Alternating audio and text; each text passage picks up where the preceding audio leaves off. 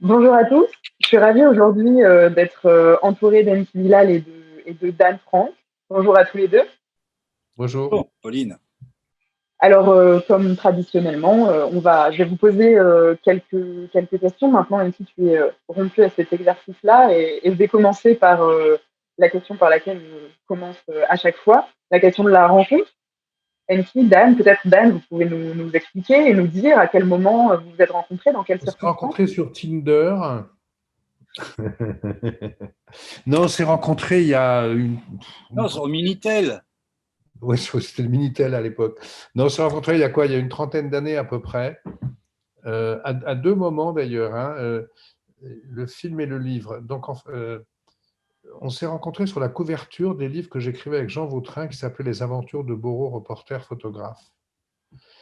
Euh, donc, on avait demandé à Enki s'il acceptait d'illustrer cette série d'ouvrages en faisant les couvertures. Et donc, tu avais fait une couverture de Blemia Borovic, qui était notre personnage. On a publié 8 tomes, mais je viens d'écrire le neuvième. Boro était un reporter, enfin, puisqu'il existe toujours, c'est un reporter qui a traversé l'Europe entre 1933 et le dernier volume que je viens d'écrire, c'est l'édification du mur de Berlin en 61. Et tu avais fait un dessin de Borot, et c'était formidable parce que tu nous l'avais donné au moment où on corrigeait les épreuves, et on a corrigé les épreuves pour que le visage de Borot, je pourrais vous le montrer d'ailleurs, hein, corresponde à ta description, enfin, au dessin que tu nous avais fait. Et c'était assez génial en fait. Et donc, Blemia Borovic, donc, qui a eu plein de volumes et plein d'histoires, a conservé le visage que tu lui as fait il y a 30 ans à peu près. Oui, je me souviens très bien de ce moment lorsque je reçois le manuscrit. Donc, je lis. J'avais déjà pas mal fait de couverture, hein. J'avais eu une très belle carrière, entre guillemets, d'illustrateur de couverture chez Gallimard, avec la collection Mille Soleils de Pierre Marchand, qui était un éditeur Ah, c'est un exceptionnel. mec formidable. Exceptionnel, tu te souviens de ça? Oui, oui, oui. Et donc, j'avais fait toute une série de couvertures, de grands romans de science-fiction, mais genre Wells, Jules Verne, enfin, toute cette Mhm. littérature aussi pour l'adolescence, pour la jeunesse, tu vois. Donc, Vas-y, parle, je vais chercher un Boro pendant ce ouais, temps-là. d'accord. Vas-y. Et donc, c'était dément parce que lorsque je me retrouve à faire à devoir créer ce personnage, euh, il n'y avait pas énormément de description. C'est ça qui est bien chez les grands romans. Dans les grands romans, il n'y a jamais de description physique précise des personnages, très précise. Mais en même temps, on saisit un peu ce qu'ils sont, comment ils sont. Mais j'ai quand même décidé de faire un personnage, de m'approprier le personnage. Donc là, on voit pas forcément bien, mais rapproche-le le truc. Bon, c'est un personnage quand même On voit bien là. très Europe de l'Est, hein, très pays de l'Est. Voilà, c'est une espèce de personnage un peu sombre, un peu fermé, un peu très séducteur, Il est séduisant, hongrois, il est hongrois. hongrois. Donc c'est cette Europe de l'Est. Et donc voilà, moi je le propose et il est adoubé, il est adopté et il est adapté. Et donc, Oui, c'est c'est vrai. génial parce que eux deux qui écrivaient à quatre mains, c'était incroyable. Leur duo était fantastique parce que c'est d'une grande richesse. Ces textes sont magnifiques. C'est des romans, c'est du feuilleton de haut de gamme. C'est magnifique, quoi. Et ça devrait redonner une série. Il faudrait refaire une vraie série de ça maintenant, mais filmée, j'entends. Et donc là, je suis rentré comme ça dans ce couple. Et puis on a un peu trompé Jean Vautrin, puisqu'on est parti ensemble sur des projets. Moi, je t'ai proposé à ce moment-là assez rapidement la Tico Moon. C'était un peu ça. J'avais écrit déjà la première version même 2 ou 3 versions de Tico Moon, mon deuxième film. Et voilà, j'avais besoin, je savais qui était Dan, et j'avais besoin voilà, d'instaurer un ping-pong, et ça s'est fait très vite. Et on a écrit ce script de film qui est un film que j'aime, moi, que j'aime beaucoup, qui a évidemment pas eu de succès parce que c'est un deuxième film. Mais moi, je me souviens du peu de réalisateurs que je connaissais à ce moment-là qui me disaient tous: attends, ne fais jamais ton deuxième film, fais tout de suite le troisième. C'est génial comme conseil. Génial comme conseil. Ouais. Voilà, donc j'ai pas pu faire autrement que faire le deuxième, et je me suis fait évidemment rétamer par une partie méchante de la critique. Ouais, mais c'était un film formidable, Mais le film, moi, très voilà, innovant, de manière injuste, j'allais dire, mais c'est totalement absurde. C'est vrai que cette espèce de règlement de compte un peu minable. Mais en tout cas, voilà, moi, j'étais très, très heureux de ça. Et depuis ce moment-là, bah, on a fait plein de choses ensemble. Alors, Pauline, maintenant, tu peux enchaîner sur d'autres sur la questions. deuxième question. Ah oui, mais justement, c'est une très très bonne passerelle que tu fais là avec Tycho Moon, parce que donc en 96, vous réalisez Tycho Moon. Tu dis que tu avais déjà commencé à écrire une première trame. Comment est-ce que vous avez travaillé ensemble à ce projet-là? Comment est-ce qu'on écrit un scénario à quatre mains comme ça? Alors, je réponds d'abord parce que moi, j'avais Ouais, ouais, écrit vas-y. évidemment c'était, enfin, l'ensemble du projet, il y était. Oui. C'est un concept un peu absurde. Ça se passe sur la Lune, mais en même temps, c'est pas hyper réaliste. Donc, les gens on n'a pas des scaphandres, c'est comme si on était sur Terre, mais on est sur la Lune. Donc, euh, mais c'est une histoire politique un peu délirante, mais qui repose sur des fondements politiques. Et je savais que Dan, ces fondements politiques, il les avait largement, et peut-être même plus que moi, puisqu'il les avait lui-même quasiment vécu aussi, qu'il était beaucoup plus engagé que moi. Et je savais que en lui donnant ce script à lire, qui pourrait réagir, voilà, qui rebondirait d'une manière ou d'une autre. Et il a évidemment rebondi. On était déjà assez loin l'un de l'autre, mais on s'est rapproché sur ce truc politique. Et moi, j'ai découvert à ce moment-là, chez Dan, ce que je ne connaissais pas, parce que je ne connaissais pas, évidemment, les livres qu'il avait écrits. Et j'ai découvert un truc incroyable que j'ai adoré tout de suite, c'est son humour. D'humour un peu absurde.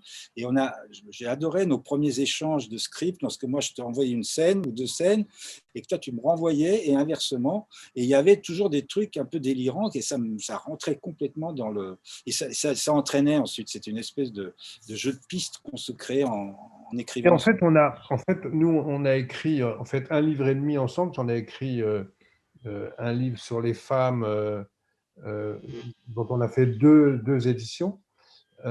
Et là, on vient de travailler sur Bug qu'on adapte en série ensemble. Et au fond, on travaille toujours de la même manière. C'est-à-dire, il y en a un qui commence, qui donne à l'autre. Enfin, c'est une espèce de partage assez bordélique d'ailleurs, mais c'est ça qui fait l'intérêt et le charme de la chose. Et on procède comme ça par. Il y en a un qui propose une marche d'escalier, puis on monte, puis on monte, puis on monte, puis parfois on se casse la gueule, puis on recommence. Et au fond, euh, que ce soit ce livre ou Bug ou Tycho Moon, on a toujours travaillé de la même manière ensemble. En plus, en se connaissant de mieux en mieux. Et donc, Ouais. voilà, et en se laissant en laissant des flous artistiques à l'autre, là où on sait que l'autre sera comment dire, plus inspiré ou plus efficace. Voilà. Et donc, et puis parfois, des choses de manière inattendue, on se produit l'inverse. De manière inattendue, il se produit l'inverse et on dit merde, il était plus efficace que moi dans mon domaine. Et voilà. Et donc, ça, c'est. Voilà. Donc, en gros, je pense qu'il n'y a pas une seule méthode pour écrire, pour travailler ensemble. Les Tu connais duos. la méthode de Souvestre et Alain. Souvestre et Alain, quand ils faisaient Fantomas, ils avaient un truc incroyable, c'est qu'en fait, ils faisaient un plan ensemble, et puis ensuite, ils divisaient les chapitres. Ils mettaient chapitre 1, 2, 3, 4, 5 dans des petits bouts de papier qu'ils mettaient dans un chapeau, puis ils tiraient au sort. Alors, il y en a un qui faisait le chapitre 6, l'autre qui faisait le chapitre 2. Bon, nous, on ne travaille pas comme ça. C'est-à-dire qu'on travaille plutôt comme des écrivains. On commence au début et puis on avance et on va jusqu'à la fin comme ça. Et puis Et un vous truc, vous échangez au fur et à mesure. et Pauline, et peut-être un truc qui est intéressant aussi, c'est de savoir que Dan, donc on a parlé de Borrow, Dan était habitué à écrire. Dan, il a écrit beaucoup de choses dans beaucoup de domaines. C'est un écrivain qui a un parcours incroyable. Mais il a donc travaillé avec Jean Vautrin, c'est-à-dire une écriture, créer une série de romans très denses sur des faits historiques, mais transformés de manière romanesque, en feuilleton, etc. À deux, c'est pas évident. Donc il y a déjà une espèce de, comment dire, de sens de l'harmonie, de l'écoute de l'autre, de la souplesse intellectuelle. Et moi, habitué aussi à travailler avec Pierre Christin Bien dans la sûr, bande dessinée. bien sûr. Même chose, c'est pas. Alors, c'est la bande dessinée, mais c'était une écriture à deux aussi. Donc, je pense que quand on s'est rencontrés, on était prêts finalement à cette Oui. espèce d'ouverture naturelle quoi, qu'on a eue par nos expériences passées. Cela dit, moi, comme j'écris pas mal de scénarios maintenant, j'ai eu un certain nombre d'expériences de travail collectif. Et maintenant, en gros, maintenant, je les refuse, sauf quand il y a une espèce d'admiration réciproque qui existe, tu vois, avec ton interlocuteur, parce que sinon, on perd du temps, ça va pas vite, etc. Et c'est pour ça que je m'entendais très, très bien, que Jean Vautrin, et que je m'entends très bien avec toi, c'est qu'il y a une espèce d'émulation assez rapide et assez efficace, et qui vient de ce que, bon, il y a un respect mutuel de ce qu'on est, de ce qu'on a fait, puis on se connaît très bien. Une confiance. Hein. Bien sûr, bien sûr, bien sûr. Une amitié, quoi, une amitié tout artistique. simplement. Bon, voilà, Pauline. Je vais revenir sur deux choses que vous avez abordées. Vous avez parlé, Enki, je crois que c'est toi qui disais politique, et Dan, vous parliez de cette collaboration autour d'un siècle d'amour. Donc justement, dans un siècle d'amour, c'est des portraits politiques de femmes, vous l'avez dit, et les titres de ces portraits sont très liés à l'histoire, à des faits géopolitiques, c'est Sarajevo, c'est pogrom, c'est Holocauste. Est-ce que c'est des sujets qui vous rassemblaient particulièrement? Cette question-là aussi de la politique, de la géopolitique. Là, c'est même plus que la politique. Un siècle d'amour, ça raconte en effet le siècle vu uniquement par des femmes. Et d'ailleurs, c'était assez intéressant la manière dont on a travaillé ensemble, parce que euh, l'idée venait, moi je me souvenais d'un livre de Georges Perec qui s'appelait Tentative d'épuisement d'un lieu parisien. Et Perec s'était installé au café de la mairie Place Saint-Sulpice. Et j'avais dit à Enki, on va faire comme ça et on va écrire sur les femmes. Et donc on avait décidé ensemble d'écrire sur les femmes. Je crois qu'on a été même 2 ou 3 fois dans ce café, dans d'autres. Et finalement, ce projet a évolué parce qu'on a décidé d'en faire un peu autre chose. On a gardé les femmes, ça nous paraissait, on avait vraiment envie de parler des femmes, et on les a mises dans des événements historiques. Je crois que le premier, c'est Sarajevo, Sarajevo en Non, le 14. premier, c'est la révolution d'octobre 17. Sarajevo, c'est 14. Enfin bon, peu Ah non, oui. importe. Non, on a fait Sarajevo 92.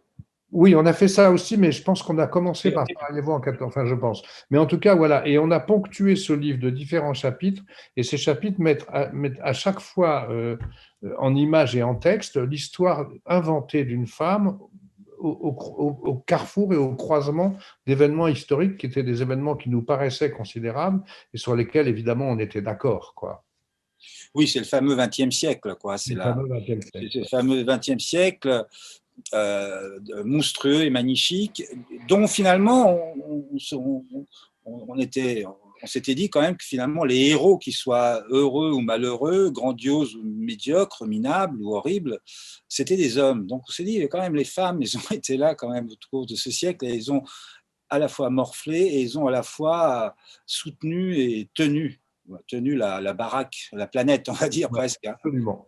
Et ça, et on s'est dit, voilà, donc c'est pour ça constamment, on a dû se dire, bon, on regarde passer les femmes, on commence même à les juger un peu, c'est pas très bien forcément, d'être là assis dans ce café, faisons peut-être autre chose. Et comme ça, on est rentré dans quelque chose de beaucoup plus profond.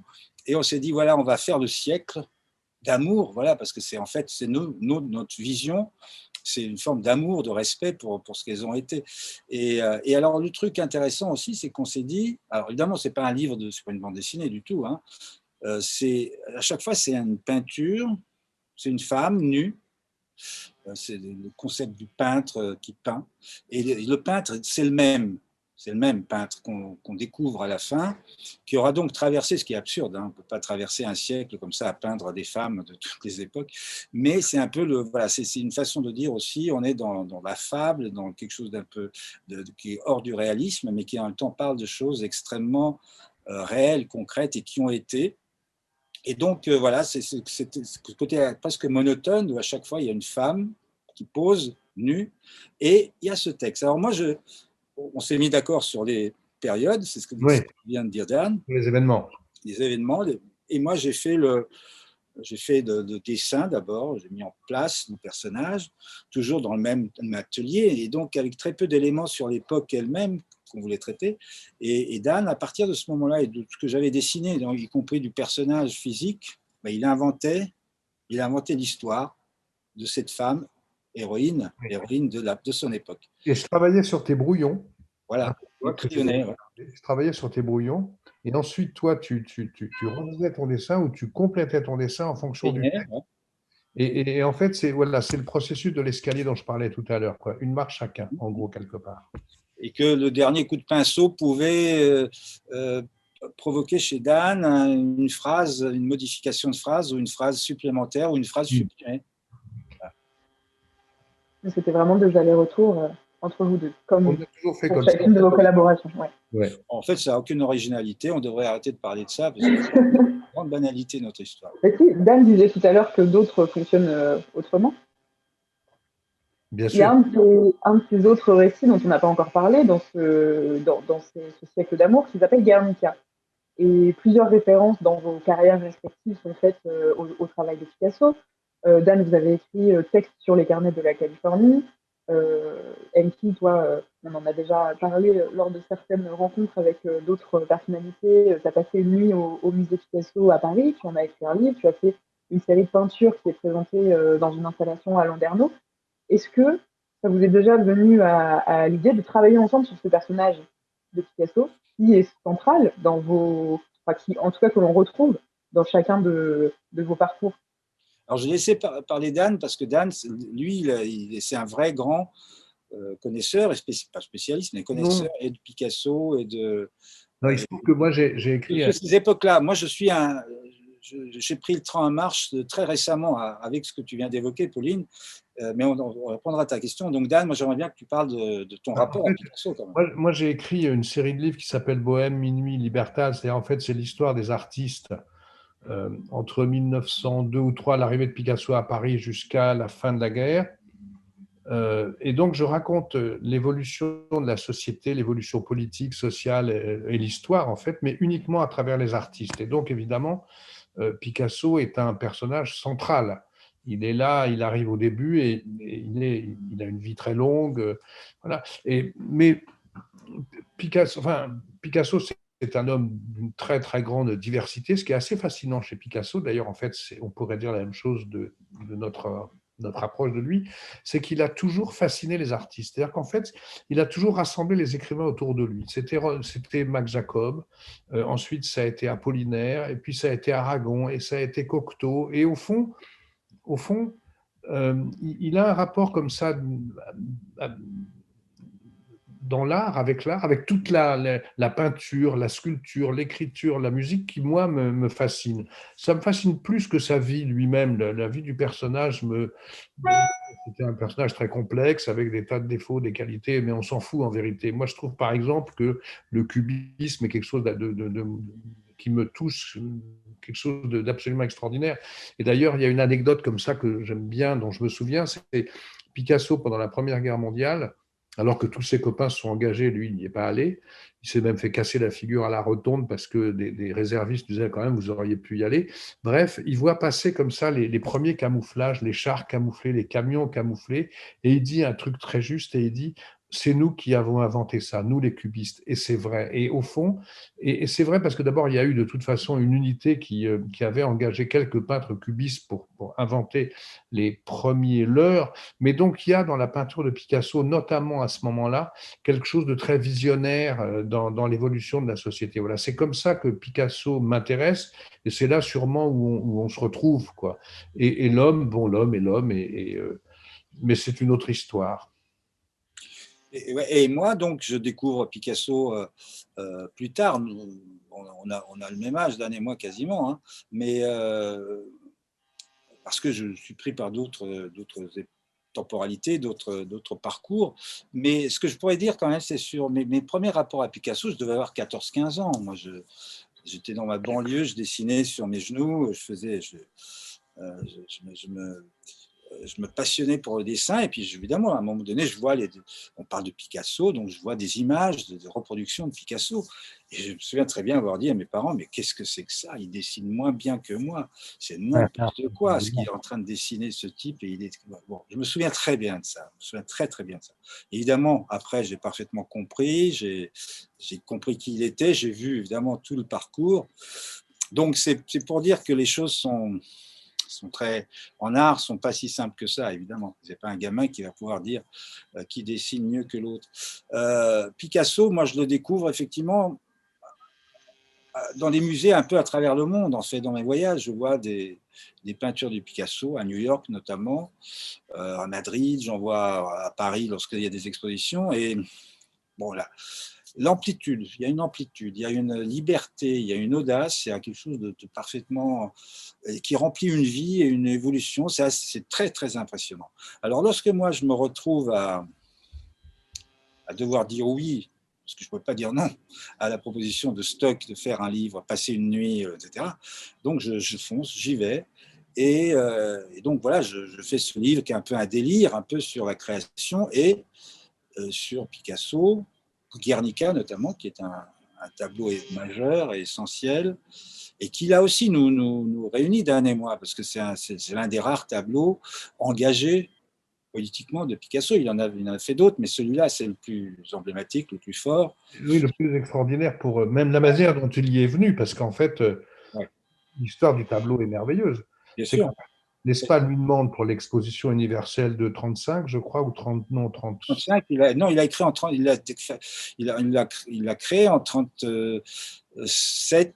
37, c'est l'exposition universelle de 37. Et en fait, l'Espagne lui a demandé pour cette exposition qui se tenait à Paris de faire un tableau, puis il ne savait pas quoi faire.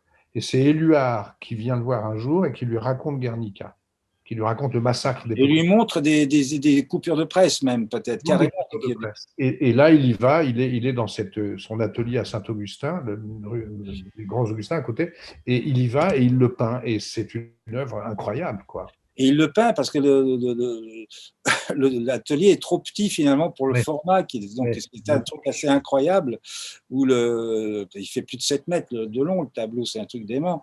Et alors, bon, voilà, moi je sais. Et alors, pour dire, quand j'ai écrit ce livre Nu avec Picasso, donc je n'ai pas voulu me documenter, je n'ai pas voulu relire ou lire sur Picasso. Je me suis dit, voilà, je suis vierge, j'arrive là-dedans, je suis pris au piège dans ce musée et je vais rencontrer le fantôme ou pas, peu importe, je vais rencontrer Picasso. Donc je délire totalement tout en sachant que ce tableau a été peint dans un lieu exigu par rapport à sa taille. Et je savais que Dora Maar était là. Donc je convoque aussi Dora Maar, j'en fais une héroïne parce que je trouve qu'elle a été maltraitée par lui, peu de choses que je sais, etc. Dan connaît mieux l'histoire. Non, mais oui. Et du coup, j'ai une vraie empathie, une admiration, parce que je trouve que c'est une artiste totalement méconnue et sans doute occultée, éclipsée par Picasso, qui était peut-être sans doute un peu misogyne, hein, mais qui aimait beaucoup. Massacré par Picasso. Voilà, et qui aimait faire pleurer les femmes. Donc, bon, bref, je m'appuie beaucoup là-dessus. Et en fait, c'est vrai que Dora Maar est présente dans le livre. Et je convoque aussi un invité un peu plus incongru, inattendu, qui est Goya, donc d'un bon siècle précédent, bien à l'avant. Et voilà, donc le livre, moi, Picasso, c'est ça. Ça a été l'occasion d'une grande liberté d'écriture. C'est la première fois que j'écris vraiment un texte, hein, qui est édité en tant que texte, même s'il y a des dessins. Et j'aime Picasso d'autant plus, d'ailleurs, parce qu'il m'a permis cet exercice. Et en tout cas, voilà, ce qui est drôle, c'est que rien ne prédisposait que finalement, je rejoigne Dan, a priori, sur le terrain de Picasso, et ça s'est fait aussi, donc c'est superbe. Encore une case de cocher. Là, je vais vous lancer sur une collaboration plus récente, puisque là, on vient d'évoquer ce qui vous lie depuis les années 80. Mais très récemment, vous avez travaillé ensemble suite à la publication des 2 premiers tomes de ta série de bande dessinée, Enki, Bug. Vous avez travaillé ensemble à l'adaptation à la télé. Est-ce que vous pouvez nous en dire plus? Vas-y, Enki, commence, parce que… Bon, en fait, moi, simplement, en faisant le premier tome de Bug, hein, je me souviens très bien avoir dit à François Samuelson, mon agent, je lui ai dit, mais attends, c'est incroyable, j'arrive pas à croire que le thème du numérique qui disparaît tout d'un coup de la surface de la planète en une fraction de seconde et qui met le monde totalement à plat, qu'il déconnecte totalement de tout ce qui est numérique, je n'arrive pas à croire que ça n'ait jamais été fait en série. Parce qu'il y avait déjà à ce moment-là des milliers et des milliers de séries sur tous les thèmes. Et il me dit, bah non, je crois que tu as raison, je crois que ça n'a jamais été fait. Bon, ça reste comme ça à ce niveau-là. Donc moi, je fais la série. Et puis un jour, en fin de compte, c'est Dan qui me dit, écoute, Tenki, j'ai un copain producteur, on a parlé, etc. On a parlé, le hasard a voulu qu'on parle de toi, de Bug, etc. Il m'a dit, mais j'adore ce truc, etc. Et il faudrait en faire une série. Voilà. Et Dan me dit ça. Je dis, bah écoute, allons-y alors. Et donc Dan était évidemment partie prenante immédiatement, parce que de ce genre de choses, d'une part, je sais qu'on ne peut pas l'écrire seul. C'est d'autant plus dangereux peut-être que lorsqu'on en est l'auteur seul. Donc je pense que pour une série, il faut remettre les choses à plat. C'est une autre écriture, et ça, on pourra en parler, Dan en parlera, parce que c'est deux mondes différents. Et moi, j'expérimente les deux en même temps, en parallèle. C'est-à-dire que moi, je continuais à faire la bande dessinée tome 2, et maintenant je suis sur le 3, et en même temps on écrivait la série. Donc c'est deux mondes différents, deux temporalités différentes, y compris dans la narration et y compris dans le temps d'écriture. C'est-à-dire que l'écriture, que ce soit à deux ou tout seul d'une série, ça va extrêmement vite par rapport à une bande dessinée. Donc voilà, à un moment donné, très vite, toutes les choses se séparent. Moi, j'étais schizo à un moment, pendant une période, pas forcément facile à gérer. Et à un moment donné, j'ai dit, allez, je coupe le cordon. Et allez, la bande dessinée, c'est une histoire, et la série, une autre. Terminé, adieu. On garde les personnages, mais c'est deux voies différentes. C'est comme un train qui se sépare. En plus, c'était assez fascinant de travailler au moment de la Covid, parce que le monde était en panne, et nous, on racontait dans Bug, on racontait l'histoire originelle de Enki, c'est-à-dire un monde en panne. C'est une panne informatique, c'est pas une panne sanitaire, mais c'est une panne informatique qui entraîne des changements de société considérables. Et donc, on était au fond confrontés. On avait commencé un peu avant à travailler, quand même. On a commencé 3 ou 4 mois avant Oui, oui. la première attaque de la Covid, la première. On avait bâti les vraies bases. On avait bâti les bases, mais c'est vrai qu'ensuite, on a travaillé en se parlant au téléphone, d'ailleurs, ce qui nous convenait très bien, mais on était dans une situation qui était une situation assez parallèle à celle qu'on était en train d'écrire. Et d'ailleurs, on s'en est aussi servi, c'est-à-dire qu'on a développé quelques des développements sociaux, je dirais, qui correspondaient à peu près à ce qu'on pouvait vivre et à ce qu'on pouvait en tout cas redouter de cette période d'enfermement. Et ça, c'était quelque chose d'assez fascinant. Par ailleurs, l'écriture d'une série, ça n'a absolument évidemment rien à voir avec l'écriture artistique qui est la tienne ou l'écriture romanesque qui peut être la mienne. L'écriture d'une série, ça répond à un certain nombre de codes que je connais parce que j'ai écrit pas mal de séries, et donc on s'est beaucoup amusé avec ces codes-là. On s'est un peu engueulé aussi de temps en temps parce qu'on n'était pas toujours d'accord, mais enfin, on a quand même réalisé une chose, c'est que même quand on n'était pas d'accord et que les choses se tendaient un peu entre nous, surtout au début, ça nous permettait toujours de progresser, en fait. Et qu'on avait toujours, donc c'est toujours ce système de progression comme ça, d'escalier. Voilà, donc on a écrit cette série à une époque où le monde était en panne. Et ça, c'est un truc complètement fascinant. Rien à ajouter là-dessus. C'est vrai que il est des histoires qui sont tellement dans une temporalité ou dans une période qui. Moi, ça m'était arrivé, c'est marrant ces choses-là. Ça m'était arrivé avec Partie de chasse.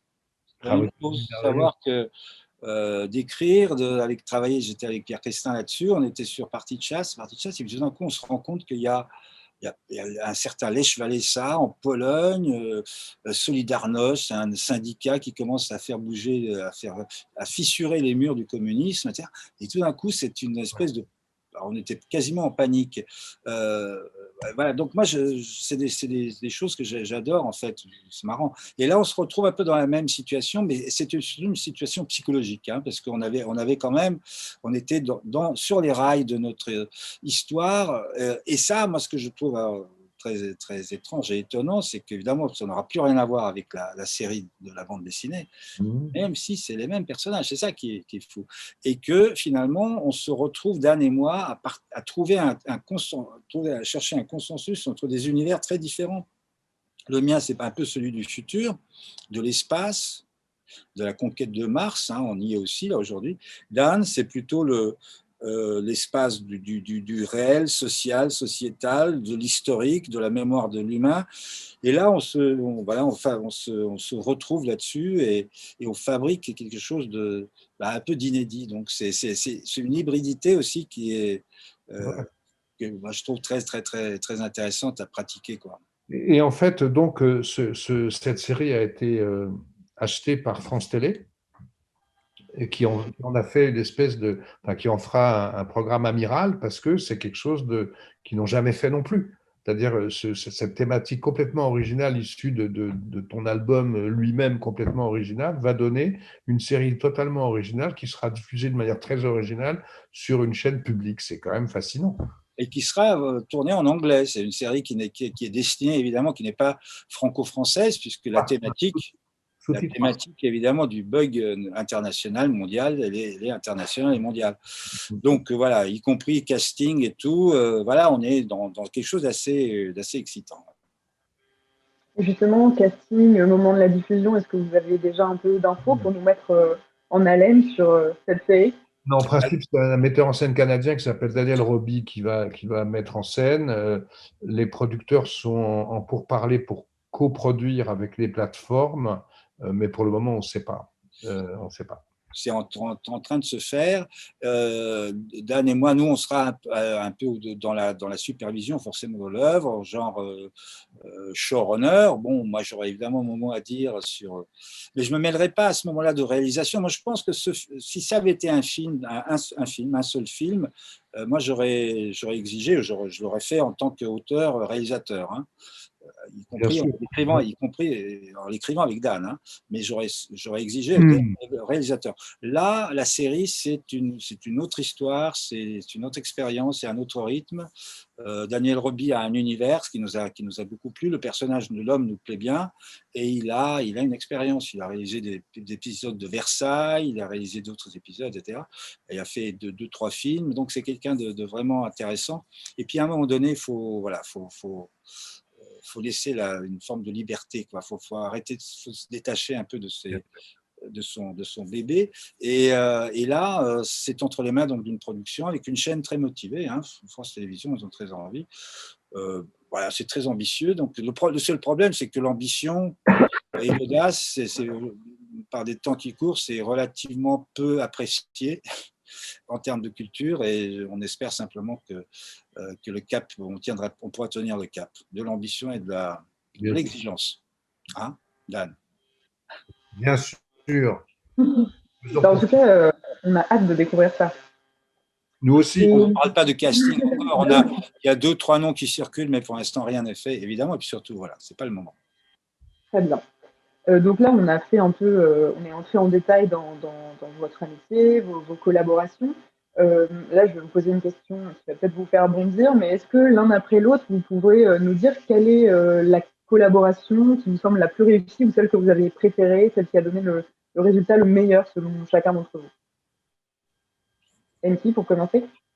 Ou Dan? Alors, évidemment, mais j'ai toujours dit que je détestais le questionnaire de Proust. Alors, on n'est pas dans le questionnaire de Proust, mais d'abord, je déteste la binarité, le binarisme d'aujourd'hui, du genre c'est un ou deux, c'est A ou B, ou tu les donnes toutes. blanc ou noir, etc. Non, je ne peux pas dire. Je pense que chacune de nos collaborations a son histoire déjà, avec des moments d'exaltation, en général au début, des moments de doute, de frustration, de tension, et des moments de soulagement, et puis des moments de plaisir, de bonheur, de satisfaction. Bon. Et ça, on l'a eu à la fois sur Tico Moon, hein, qui est un film qui n'a pas eu vraiment sa chance, mais que moi j'assume à fond. On l'a eu sur... Alors, Un siècle d'amour, ça, on peut dire que c'est peut-être parce que c'était... Ouais, moi, c'est un des livres que, dans ma bibliographie, c'est un des livres que je préfère. J'allais dire un peu que c'était ça, enfin, c'était ça l'idée. Ouais, vas-y. Parce que, en fait, moi, j'aime bien travailler avec avec mes amis, en fait. J'aime bien travailler avec mes amis parce que je trouve que de créer quelque chose comme on a pu le faire avec Jean Vautrin ou comme nous, on est en train de le faire avec Bug série télé ou comme on l'a fait avec Un siècle d'amour ou Tico Moon, je trouve que c'est une manière de construire euh, au-delà de ce qu'on est comme bons hommes. Notre confort perso aussi, hein, du confort, Pardon?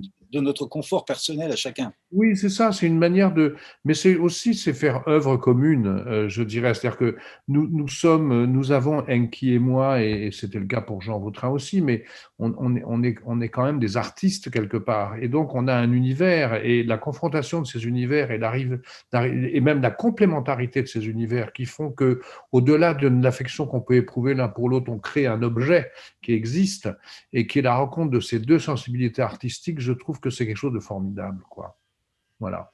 Donc, c'est ce que je disais tout à l'heure, en fait. Moi, je ne peux pas travailler avec des gens pour lesquels je n'ai pas de l'admiration, de l'affection ou beaucoup d'estime, quoi. Voilà.